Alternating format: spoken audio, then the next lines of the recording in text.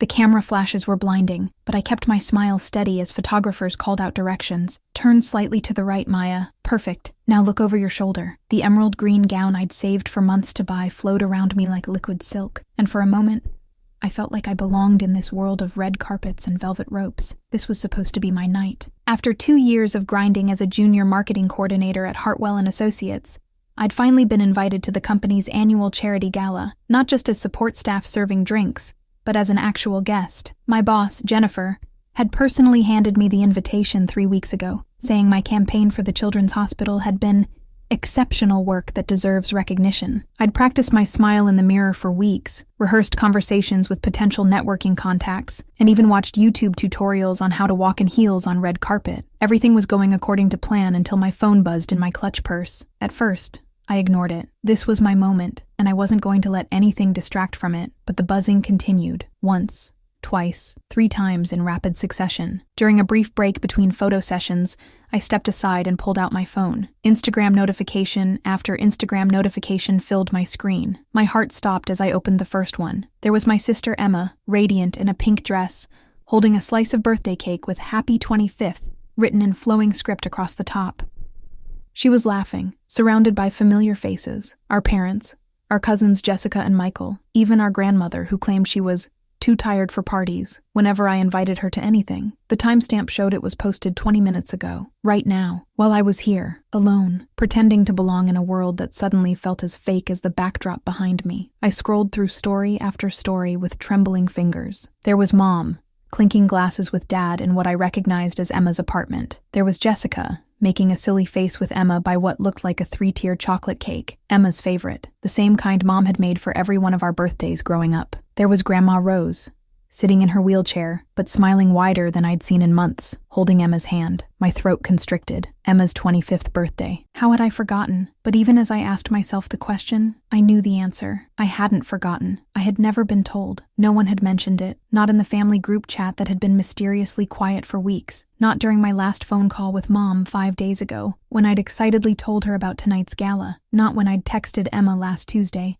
asking if she wanted to grab coffee this weekend. The photographer called my name again, but his voice sounded like it was coming from underwater. The elegant ballroom around me, crystal chandeliers, men in tuxedos, women in designer gowns, suddenly felt like a stage set, beautiful but hollow. Everyone here was a stranger making small talk about quarterly earnings and tax write-offs, while my family was 15 miles away, celebrating one of the most important birthdays of Emma's life without me. Miss Chen, we're ready for the next series. I forced my phone back into my purse and walked back to the photo area, my heels clicking against the marble floor with mechanical precision. The smile I'd practiced felt like it was carved from wood, but I held it in place as more flashes erupted around me. But my mind wasn't on the cameras anymore. It was calculating. When had I last been invited to a family gathering? Emma's graduation party in May, but I'd been in the hospital with food poisoning and couldn't make it. Easter dinner, but I'd been working a weekend project and arrived 2 hours late to find everyone already finishing dessert. Christmas morning, where I'd sat quietly while Emma opened present after present, including several that looked remarkably similar to things I'd mentioned wanting throughout the year. A pattern was emerging, one I'd been too busy or too naive to see before. But standing there under the bright lights,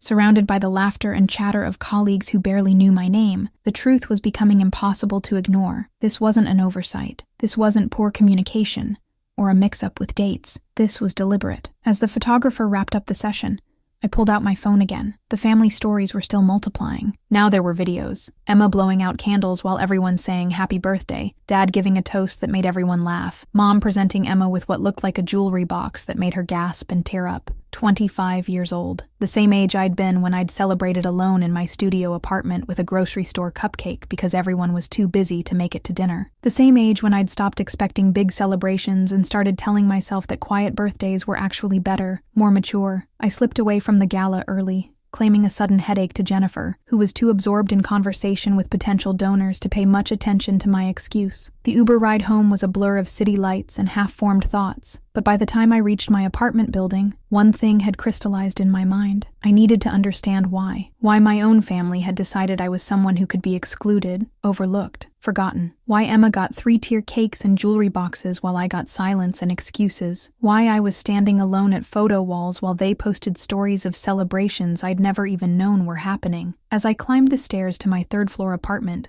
Still in my emerald gown, I made a decision. Tomorrow, I would start asking questions, and I wouldn't stop until I had answers. The truth, I was beginning to realize, was going to be much worse than I'd imagined. I woke up on my couch still wearing my gown, my phone dead beside me, and the taste of regret bitter in my mouth. Sunlight streamed through my blinds, highlighting the dust motes that danced in the air like tiny reminders of all the things I'd been too distracted to notice. After charging my phone and changing into jeans and a sweater, I sat at my kitchen table with a cup of coffee and opened my laptop. If I was going to understand what had happened, what was happening, I needed to approach this like the marketing analyst I was, systematically, objectively, with data. I started with social media, going back 3 months. The patterns were there once I knew what to look for. Family dinners where everyone was tagged except me, day trips and casual hangouts documented in stories that I only saw after the fact. Comments on each other's posts that referenced inside jokes and shared experiences I knew nothing about. But it was the metadata that really told the story, the timestamps,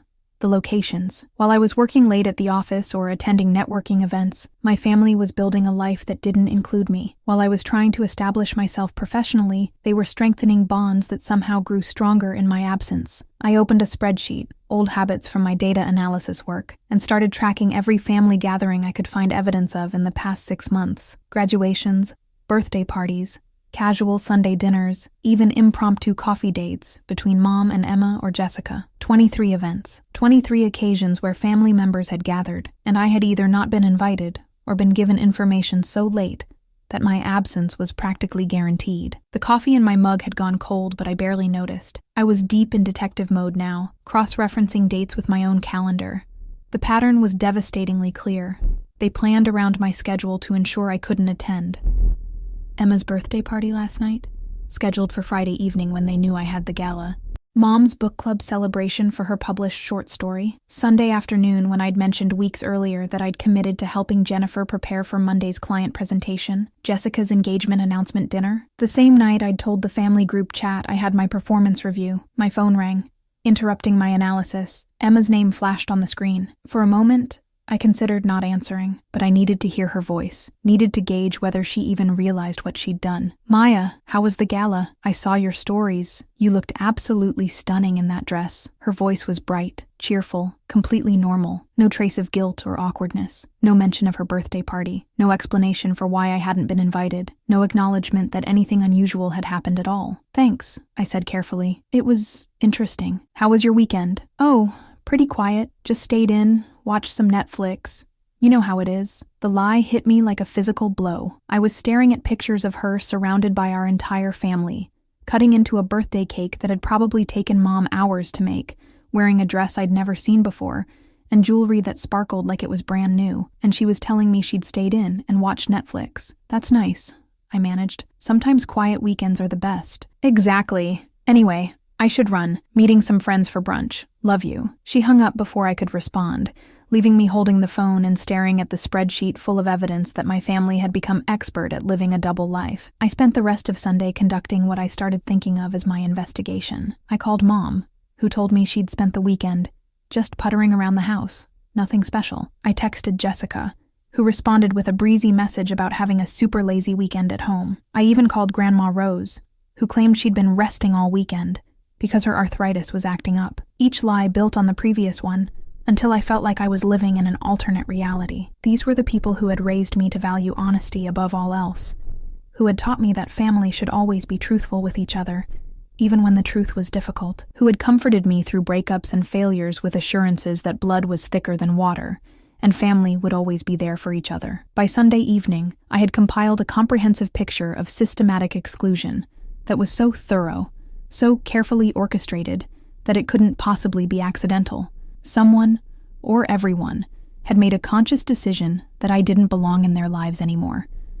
The question was why. I thought back over the past year, searching for clues. Had I offended someone? Forgotten an important event? Said something hurtful without realizing it? I replayed conversations, analyzed interactions, scrutinized every family gathering I had attended for signs of tension or resentment. The more I thought about it, the more I realized that the exclusion hadn't started recently. It had been gradual, so subtle that I'd attributed each incident to coincidence or poor timing. The birthday party I'd missed because no one told me the date had been moved. The graduation I'd arrived at too late because someone had given me the wrong time. The holiday dinner where I'd shown up to find everyone already eating because the start time had been pushed earlier, without anyone letting me know. What I'd interpreted as a series of unfortunate miscommunications now looked like a deliberate campaign to push me out of the family. The question that kept me awake that night wasn't what had happened. The evidence was overwhelming. The question was why it had happened, and more importantly, what I was going to do about it. As I lay in bed, staring at the ceiling and listening to the sounds of the city outside my window, I made a decision. I wasn't going to confront anyone yet. I wasn't going to demand explanations or stage dramatic showdowns. Instead, I was going to do what they were doing to me. I was going to watch and wait and gather information. If my family wanted to play games, I was going to learn the rules. And then I was going to decide whether I wanted to keep playing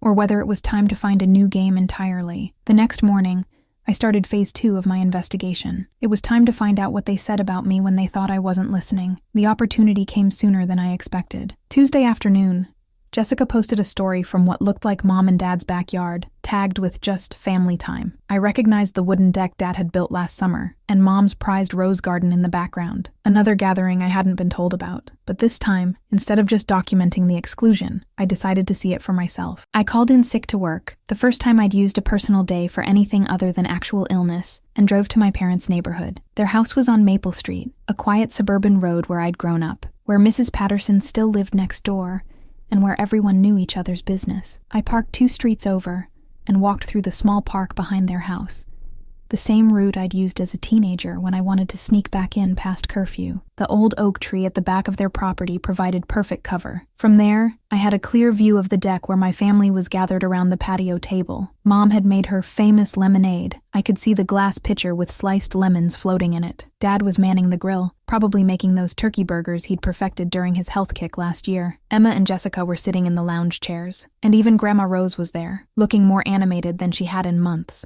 It looked like every family gathering from my childhood, except for one glaring absence: me. I settled in behind the tree, feeling ridiculous but determined. I needed to understand what I was missing, what conversations happened when I wasn't there to hear them. My phone had a decent zoom on the camera, and I positioned myself where I could hear their voices carrying across the yard while staying hidden. At first, the conversation was mundane: Jessica talking about work, Dad complaining about his golf game, Mom fussing over whether everyone had enough food, normal family chatter that made my chest ache with homesickness for something I was apparently no longer invited to experience. But then Emma's voice cut through the afternoon air with words that made my blood freeze. "I still think we should tell her the truth eventually. This whole thing feels cruel." "Tell who the truth?" Jessica asked, though her tone suggested she already knew the answer. "Maya.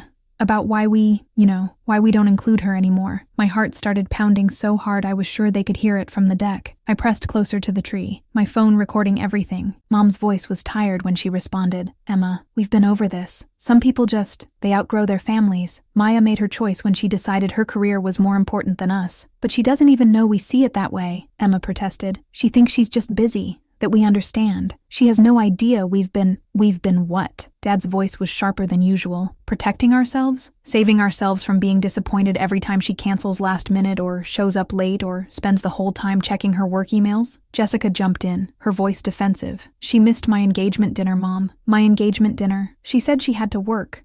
But then she posted pictures from some work happy hour the same night. She chose drinks with colleagues over one of the most important nights of my life. I felt like I'd been slapped." Jessica's engagement dinner. I remembered that night. My boss had insisted the entire team attend a client event that had run late, and by the time I got to the restaurant, Jessica had specifically chosen everyone was finishing dessert. I'd apologized profusely, explained about the work obligation, and thought she'd understood. I'd even stayed an extra hour to help clean up and listen to her tell me about the proposal. But apparently, what I'd seen as unavoidable circumstances, she'd interpreted as a deliberate choice to prioritize work over family. Grandma Rose's voice was the gentlest, but somehow that made her words cut deeper. "Maya used to be such a sweet girl, always wanting to help. always eager to spend time together. But success changed her. She became distant, self-absorbed. It's like she forgot where she came from. She didn't even call me on my actual birthday last year, Emma added. She sent a text 2 days later saying she'd been swamped at work. A text, Maya, for my 24th birthday. I remembered that too. I'd been in Chicago for a conference, dealing with a client crisis that had blown up at the worst possible time. I'd wanted to call Emma, but between the time difference and the constant meetings, by the time I had a free moment, it was past midnight, and I didn't want to wake her. I'd sent what I thought was a sweet text, promising to call the next day, which I had. We'd talked for an hour, and she'd seemed happy to hear from me. But apparently, the timing of that initial text had been noted, cataloged, and added to a growing list of evidence that I was no longer the sister she'd grown up with. Mom's voice took on the tone she'd used when I was a teenager and had disappointed her. The final straw was Christmas morning. Remember, she showed up 3 hours late because she'd been answering work emails, and then she spent half of dinner on her phone. She opened her presents like she was going through a to-do list, said thank you, and then left early because she had a conference call with clients in Singapore. She didn't even seem happy to be there, Dad added. It was like she was checking a box. Family time, completed. The worst part was that I could see how it looked from their perspective. Every excuse I'd given, every work obligation that had interfered with family time, every late arrival and early departure. They'd been building a narrative that I was too caught up in my career to care about them anymore. What they didn't know was that I'd been working so hard partly because I wanted to make them proud. I wanted to be successful enough to treat Mom to that spa weekend she'd always wanted, to help Dad with his retirement savings, to be the kind of daughter and sister who could contribute meaningfully to family celebrations instead of always being the one who needed help. But somewhere along the way, my efforts to become someone they could be proud of had been interpreted as evidence that I thought I was too good for them. Emma was crying now. I could hear it in her voice. I miss her, though. I miss how close we used to be. Remember when we shared everything? When she used to come over just to watch movies and eat ice cream? When she actually seemed happy to see us? We all miss the old Maya, Mom said softly. But that Maya doesn't exist anymore. This new Maya, she's become someone else. Someone who sees us as an obligation instead of family. I wanted to run out there, to interrupt their conversation and explain everything, how much I loved them, how much I missed them, how every work obligation that had pulled me away from family time had felt like a personal failure. I wanted to tell them about all the nights I'd sat in my apartment feeling lonely and disconnected, wishing I could be the kind of person who had work-life balance, who could just turn off my phone and focus on what really mattered. But as I sat behind that tree, listening to my family mourn the person they thought I used to be, I realized that explanations might not be enough. They'd made a decision about who I was, based on a pattern of behavior they'd interpreted as selfishness and neglect. The fact that I'd had different intentions, different motivations, might not matter as much as the impact my choices had had on their lives. The conversation moved on to other topics, but I barely heard them. I was too busy processing the revelation that my family's systematic exclusion of me wasn't malicious. It was protective. They weren't trying to hurt me. They were trying to stop me from hurting them. As I walked back to my car, my mind was spinning with the implications of what I'd learned. For months, I'd been focused on the question of why they were excluding me. Now I understood that the real question was whether there was any way to bridge the gap between the person they thought I'd become and the person I'd always believed myself to be. The answer to that question would determine whether I still had a family to fight for, or whether it was time to accept that some bridges, once burned, can't be rebuilt. But first, I had to decide something even more fundamental. Did I want to try to prove them wrong about who I'd become? Or did I need to admit that maybe, in some ways, they were right? I spent the next week in a state of emotional paralysis, replaying that overheard conversation in my mind. Every interaction I'd had with my family over the past 2 years suddenly looked different through the lens of their perspective. What I'd seen as dedication to my career, they'd interpreted as abandonment. What I'd thought were understandable work obligations, they'd experienced as a series of rejections. But the more I thought about it, the more I realized that understanding their perspective didn't automatically make it fair. Yes, I'd been absent more often than I'd wanted to be. Yes, work had sometimes pulled me away from family events at the last minute. But I'd never stopped loving them, never stopped wanting to be part of their lives, never intentionally chosen my career over my relationships with them. The problem was that intentions don't always match impact, and impact was what they'd been living with. By the following Sunday, I'd made a decision. I couldn't change the past, but I could control what happened next. And what happened next was going to be a conversation, not an ambush, Not a confrontation, but an honest discussion about how we'd all ended up in this painful situation. I texted the family group chat for the first time in weeks. I'd like to talk to everyone. Would it be possible to get together today? It's important. The responses came slowly, cautiously. Mom, is everything okay? Dad, we're just having a quiet day at home. Emma, what's this about? I took a deep breath and typed, I know about the birthday party. I know about the other gatherings. I know you've been excluding me deliberately, and I understand why you felt you had to do that. I'd like to talk about it in person, if you're willing. The silence that followed stretched for nearly an hour. Then Mom texted, come over at 2 p.m. I arrived at my childhood home with my heart pounding and my palms sweating. The house looked exactly the same as it had my entire life. Mom's flowers blooming in neat rows. Dad's tools organized in the garage. The same welcome mat that had been there since I was 10. But everything felt different now, charged with the weight of everything unsaid. They were waiting for me in the living room, arranged almost like they were facing a tribunal. Mom and Dad on the couch, Emma in Dad's armchair, Jessica perched on the edge of the ottoman.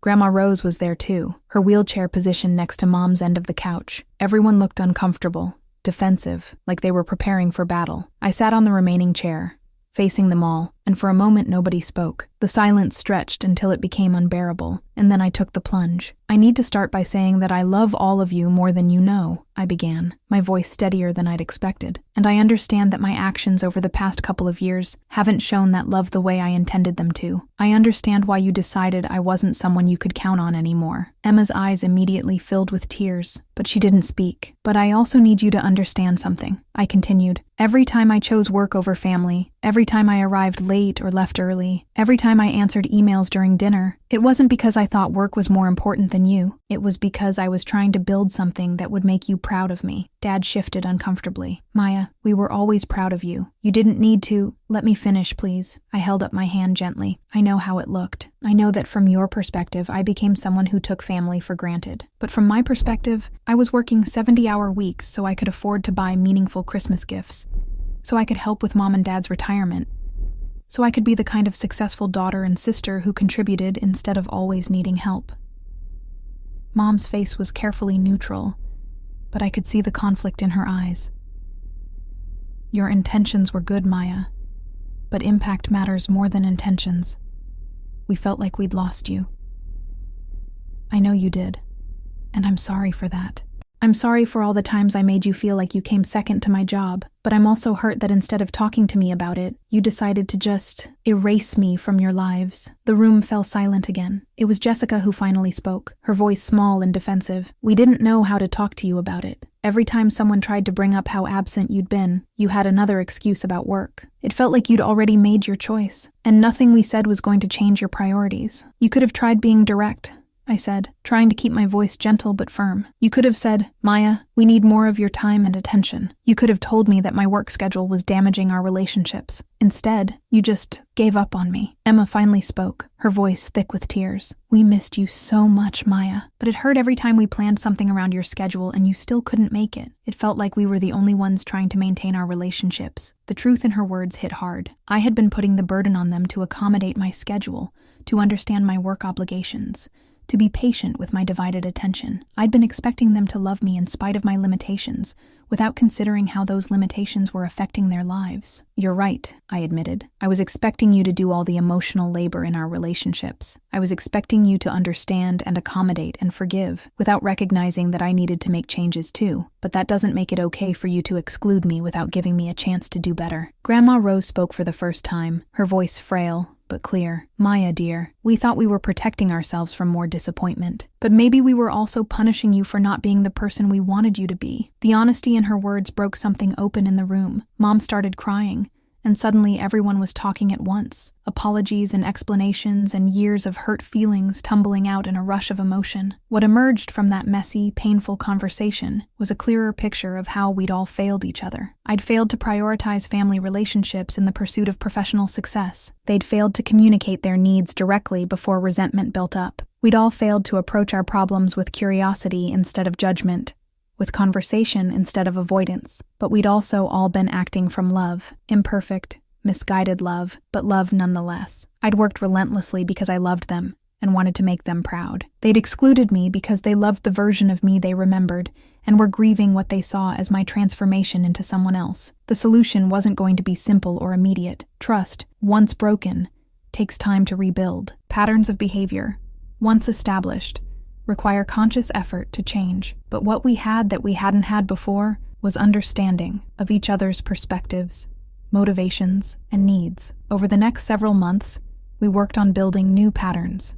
I set boundaries at work, declining some projects and delegating others, so I could be present for family events. More importantly, I started communicating clearly about my availability instead of making promises I couldn't keep. When work conflicts arose, I explained them honestly and offered alternatives instead of just canceling at the last minute. They, in turn, started communicating their needs directly instead of building resentment silently. When they planned gatherings, they gave me more notice and were clearer about the importance of specific events. They also started acknowledging the efforts I made to prioritize family time instead of only noticing when I fell short. It wasn't perfect. There were still misunderstandings, still moments when old patterns resurfaced, but the difference was that we'd learned to address problems directly instead of letting them fester. 6 months later, Emma called me on a Tuesday evening just to talk. No special occasion, no crisis, just because she wanted to hear my voice. We talked for 2 hours about everything and nothing, the way we used to when we shared a bedroom and stayed up past our bedtime whispering in the dark. "I missed this," she said, as we were saying goodbye. "I missed having my sister back. I missed being your sister," I replied. "I'm sorry it took so long for me to figure out how to be both successful at work and present in our family. You don't have to choose one or the other,"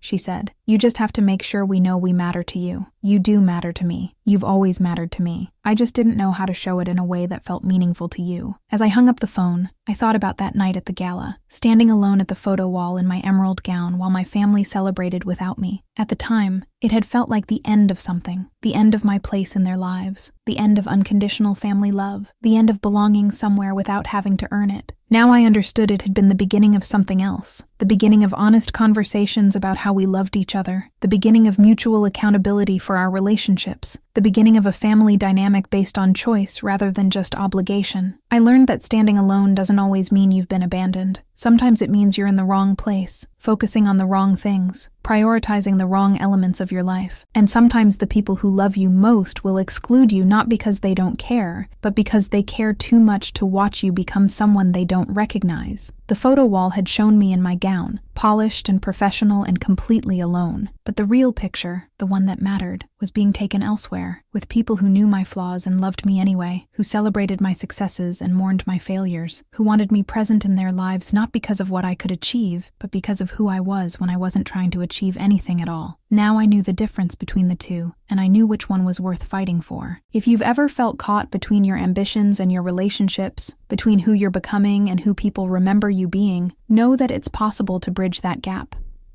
It requires honest conversations, mutual accountability, and the willingness to admit when you're wrong without losing sight of your own worth. Sometimes the people who love you most will hurt you in their attempts to protect themselves from being hurt by you. And sometimes that painful wake-up call is exactly what you need to remember what actually matters. Have you ever had to choose between success and relationships? Have you ever felt excluded from your own family? I'd love to hear your story in the comments below. And if this resonated with you, please share it with someone who might need to hear it. Don't forget to like and subscribe for more stories about the messy, complicated, beautiful reality of human relationships. Until next time, remember, you don't have to choose between loving your family and loving your dreams. You just have to learn how to do both well.